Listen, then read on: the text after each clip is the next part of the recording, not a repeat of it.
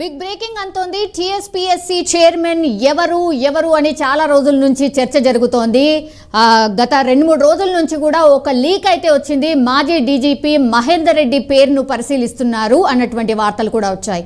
కానీ ఈరోజు అఫీషియల్గా ప్రభుత్వం డిక్లేర్ చేసింది టీఎస్పీఎస్సీ కొత్త చైర్మన్గా మాజీ డీజీపీ మహేందర్ రెడ్డిని నియమించింది సర్కార్.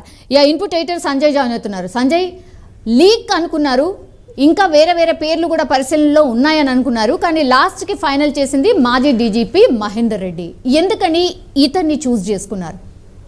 సౌమ్య, మొత్తం మీద తెలంగాణ పబ్లిక్ సర్వీస్ కమిషన్ చైర్మన్గా మాజీ డీజీపీ మహేందర్ రెడ్డికి గవర్నర్ ఆమోద ముద్ర లభించిందని చెప్పుకోవచ్చు. నిన్న సాయంత్రము పొద్దుపోయే కాళ్ళకి రాష్ట్ర ముఖ్యమంత్రి రేవంత్ రెడ్డి అదేవిధంగా డిప్యూటీ సీఎం బట్టి విక్రమార్క ఇద్దరిని గవర్నర్ని కలిసి వీటన్నిటికీ సంబంధించినటువంటి అంశాలపైన కులంకుశంగా చర్చించడం జరిగింది.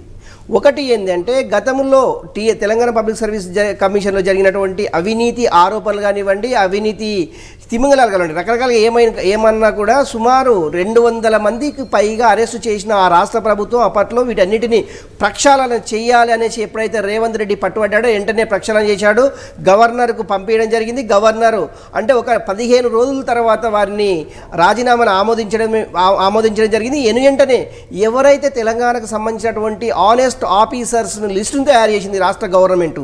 అందులో భాగంగా చాలామంది తెలంగాణ పబ్లిక్ సర్వీస్ కమిషన్లో చైర్మన్లతో పాటు సభ్యులుగా అంటే బోర్డు సభ్యులుగా చాలామంది సుమారు 1300 మంది అప్లికేషన్లు తెలంగాణ పబ్లిక్ సర్వీస్ కమిషన్లో పనిచేయడానికి రిటైర్ అయిన ఆఫీసర్లు కావచ్చు, అదేవిధంగా ఆన్ డ్యూటీలో ఉన్నటువంటి నాయకులు కావచ్చు, ఎవరు ఏమైనా కూడా తెలంగాణ పబ్లిక్ సర్వీస్ కమిషన్లో పనిచేయడానికి ఆసక్తి ఉన్న వ్యక్తుల నుంచి వీళ్ళు అప్లికేషన్లు కోరడం జరిగింది. అందులో డీజీపీ ఎక్స్ డీజీపీగా పనిచేసినటువంటి మహేందర్ రెడ్డి, ఈయన హైదరాబాద్కు సంబంధించినటువంటి వ్యక్తి, తెలంగాణ ప్రాంతానికి సంబంధించినటువంటి వ్యక్తి.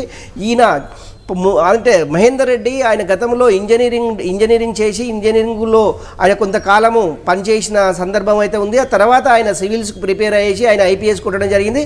ఐపీఎస్ కొట్టిన తర్వాత మొట్టమొదటి సైబరాబాద్ కమిషనరేట్లో కమిషనర్గా మహేందర్ రెడ్డి నియామకం జరిగింది. అప్పటి నుంచి హైదరాబాద్లోనే ఆయన చాలా కాలము పనిచేయడం జరిగింది. అందులో భాగంగా హైదరాబాద్కు సంబంధించినటువంటి అంశం ఒకటైతే, తెలంగాణ రాష్ట్ర వ్యాప్తంగా ఆయనకు చాలా పట్టుంది. తెలంగాణలో విద్యార్థి సంఘాలతోటి కానివ్వండి, ఉద్యోగ సంఘాలతోటి కానివ్వండి, రాజకీయ నాయకులతో కానివ్వండి, అందరితోటి సత్సంబంధాలు కొనసాగించినటువంటి వ్యక్తి, మృదు స్వభావి అనే కోణంలో రాష్ట్ర ప్రభుత్వము అతన్ని అది రాష్ట్ర ప్రభుత్వం ఫైనల్ అది గవర్నర్ పంపించడం, గవర్నరు పంపించినట్టు అతని పేరు ఫైనల్ చేయడం జరిగింది. ఇది మహేందర్ రెడ్డికి రాష్ట్ర గవర్నర్ ఈరోజు ఆమోద ముద్ర లభించింది. ఇప్పుడు అంటే ఫిబ్రవరిలోనే, అంటే పార్లమెంట్ ఎన్నికలు రాకముందుకే తెలంగాణ పబ్లిక్ సర్వీస్ కమిషన్ ఒక నోటిఫికేషన్ రాబోతుందని చెప్పుకోవచ్చు. ఎందుకంటే రాష్ట్ర వ్యాప్తంగా ఉన్నటువంటి రిటైర్మెంట్ అయినటువంటి ఉద్యోగస్తులు సేమ్ ఉద్యోగంలో ఎవరైతే కొనసాగుతున్నారనేసి లిస్టు తయారైందో వీళ్ళన్నింటి ఇంటికి పంపించేసి కొత్తగా recruitment Telangana public service commission ద్వారా కొత్తగా రిక్రూట్మెంట్ చేయాలనేసి రాష్ట్ర ప్రభుత్వం ముఖ్యమంత్రి రేవంత్ రెడ్డి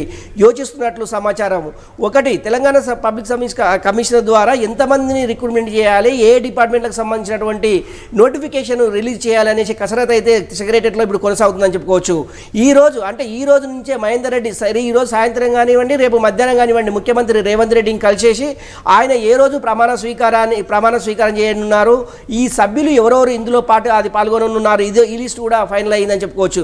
మొత్తం మీద నిరుద్యోగులకు ఇది ఒక శుభవార్తగా చెప్పుకోవచ్చు. ఎందుకంటే గత ప్రభుత్వం చేసినటువంటి తప్పిదాలు ఈ ప్రభుత్వం చేయకూడదనే ఉద్దేశంతో ఒక నిబద్ధత ఉన్నటువంటి కమిటీని ఏర్పాటు చేసేసి ఇక్కడ రాష్ట్ర ప్రభుత్వము ఇన్వాల్వ్మెంట్ ఎలాంటిది లేకుండా వాళ్ళు స్వచ్ఛందంగా ఎవరైతే నీతి నిజాయితీగా తెలంగాణ పబ్లిక్ సర్వీస్ కమిషన్లో పనిచేస్తారో వాళ్ళు స్వయంగా అప్లికేషన్ పెట్టుకోవడం జరిగింది. అందులో భాగంగా పెట్టుకున్న వారిలో ఈ యొక్క కమిటీ అంటే తెలంగాణ పబ్లిక్ సర్వీస్కు ఎవరెవరు ఉండాలి అనే ఒక కమిటీ, ఒక 5 మందితోటి కమిటీ ఏర్పాటు చేశారు. ఇందులో భాగంగా ముఖ్యంగా మహేందర్ రెడ్డి చేసినటువంటి సేవలు అంటే రాష్ట్ర ప్రభుత్వం ఆయన డీజీపీ చేసినటువంటి అనుభవం ఉంది, కమిషనర్గా చేసినటువంటి అనుభవం ఉంది, ఆయన తెలంగాణ రాష్ట్రంలో పనిచేసిన అనుభవం చాలా పుష్కలంగా ఉంది. తెలంగాణ పబ్లిక్ తోటి సత్సంబంధాలు ఉండడంతో ఆయన్ని రాష్ట్ర ప్రభుత్వము గవర్నర్కు పంపించడం జరిగింది. గవర్నర్ దానికి ఆమోద ముద్ర వేయారు.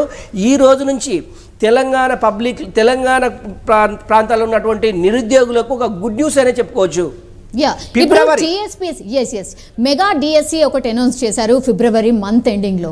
దానికంటే ముందు టీంని ఒక రకంగా తయారు చేసుకోవడానికి కరెక్ట్గా టైం సరిపోతుందా సంజయ్? ఎందుకంటే 50 మంది ఉండాలి పూర్తిగా టీఎస్పీఎస్సీలో, అట్లాంటిది ఒకరిని ఆల్రెడీ చైర్మన్గా సెలెక్ట్ చేశారు కాబట్టి ఇంకా 49 మందిని ఎప్పటి వరకు నియమించే అవకాశం కనిపిస్తోంది? స్వామి, ఒకటి మొత్తము ఈ సభ్యులకు సంబంధించినటువంటి 321 మందికి సంబంధించినటువంటి లిస్ట్ అయితే అలా అప్లికేషన్లు అయితే వచ్చాయి. అందులో 50 మందికి సంబంధించినటువంటి ఇంకా అది వాళ్ళ తన ఆల్రెడీ పేర్లు ఉన్నాయి. అందులో 49 మందిని ఇంకా కూడా రిక్రూట్ చేసుకునే ప్రతిభ ఉంది. అంటే ఒకటి ఎప్పుడైతే గవర్నర్ తమిళసై ఎప్పుడైతే ఆమోద ముద్ర తెలిపిందో ఇది మిగతా కార్యక్రమం ఏదైతే ప్రాసెస్ ఉందో ఆల్రెడీ ప్రభుత్వము ఈ 50 మందికి సంబంధించినటువంటి లిస్ట్ కూడా తయారు చేసేసింది ఈరోజు.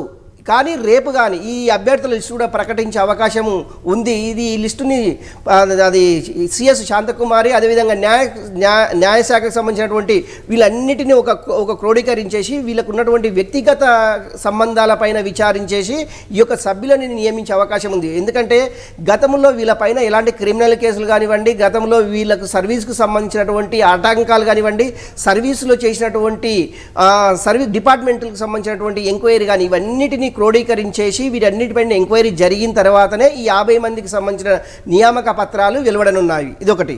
రెండవది ఏంటి అంటే already January end of the అయిపోతుంది.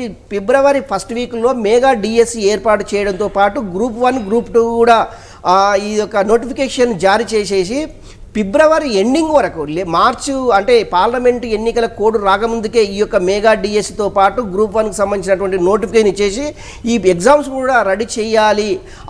అట్లా చేయడం వల్లనే రాష్ట్ర ప్రభుత్వం అంటే గతంలో ఎన్నికల్లో ఇచ్చినటువంటి హామీలకు సంబంధించినటువంటి 2 లక్షల ఉద్యోగాలకు సంబంధించినటువంటి అంటే 2 లక్షల ఉద్యోగాలు ఒకే దఫా ఇస్తారంటే అది సాధ్యం కాని పని అని చెప్పాలి. ఎందుకంటే అంటే ఈ యొక్క దశల వారీగా డిపార్ట్మెంట్ వైజ్గా ఏ డిపార్ట్మెంట్లో ఎన్ని ఖాళీలు ఉన్నాయి ఆల్రెడీ శాంతకుమారి గారు అంటే తెలంగాణ సీఎస్గా ఉన్నటువంటి శాంతకుమారి రాష్ట్ర ప్రభుత్వానికి అంటే ముఖ్యమంత్రి రేవంత్ రెడ్డికి అయితే ఒక నివేదిక ఇచ్చింది. డిపార్ట్మెంట్ ఓవరాల్గా సుమారు 128,000 మంది అంటే ఖాళీలు ఉన్నాయి. దానికి సంబంధించినటువంటి నోటిఫికేషన్ అయితే రాబోతుంది. ఈ 120,000 మందికి సంబంధించినటువంటి నోటిఫికేషన్ ఒకేసారి వస్తుందంటే కాదు, నో. ఇది డిఎస్సి 1 గ్రూప్ 1 కోసం సంబంధించినటువంటి సుమారు 10,000, 15,000, 20,000 అంటే 1 by 1 ఈ యొక్క నోటిఫికేషన్ జారీ చేసేసి రిక్రూట్మెంట్ అంటే నిరుద్యోగులకు ఉద్యోగాలు కల్పించే విధంగా రాష్ట్ర ప్రభుత్వము ముందుకెళ్లడంలో ఈ రోజు ఏర్పాటు చేసినటువంటి టీఎస్పీసీ చైర్మన్ ఉన్నటువంటి మహేందర్ రెడ్డి దీనిపై ఒక కసరత్తు అంటే రేపటి నుంచి మహేందర్ రెడ్డి పూర్తి స్థాయిలో తెలంగాణ పబ్లిక్ సర్వీస్ కమిషనర్గా బాధ్యతలు చేపట్టి నిరుద్యోగులకు సంబంధించినటువంటి సమాచారాన్ని ఎప్పటికప్పుడు రాష్ట్ర ప్రభుత్వానికి వెల్లడించే అవకాశం స్పష్టంగా ఉంది. ఏదేమైనా కూడా ఇది తెలంగాణ నిరుద్యోగులకు ఒక శుభవార్తగా చెప్పుకోవచ్చు. Soumya, yes, all right Sanjay, మొత్తం మీద అది టీఎస్పీఎస్సీ కొత్త చైర్మన్ ఎవరు అన్న సస్పెన్స్ అయితే వీడిపోయింది. మాజీ డీజీపీ మహేందర్ రెడ్డిని నియమితం చేసింది సర్కార్. సో ఆయన పనితనం ఎలా ఉండబోతోంది? ఎందుకంటే గతంలో జరిగినటువంటి తప్పులు జరగకుండా ఎంత స్ట్రిక్ట్గా ఎంత పకడ్బందీగా బోర్డు వర్క్ చేస్తుంది అనేసి అందరూ స్టూడెంట్స్ నిరుద్యోగులు జాబ్ కోసం వెయిట్ చేస్తున్న వాళ్ళైతే అందరూ ఎదురు చూస్తున్నటువంటి సిట్యుయేషన్. సో ఒక బోర్డుకి ప్రాపర్ బోర్డు అయితే ఏర్పాటై ఎంత తొందరగా అయితే అంత తొందరగా ఉద్యోగ నోటిఫికేషన్స్ వచ్చి ఏ తప్పులు జరగకుండా ఉంటే చాలు అని అందరూ కోరుతున్న సిట్యుయేషన్ మనకు కనిపిస్తోంది.